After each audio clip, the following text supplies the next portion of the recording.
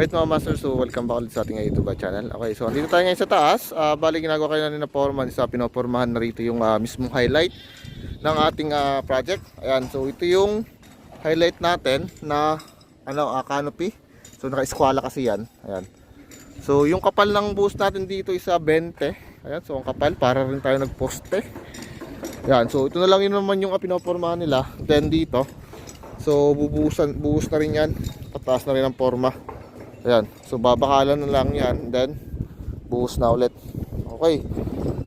So dito lang guys sa baba, so konti na lang naman yung hukay natin. So ito na lang.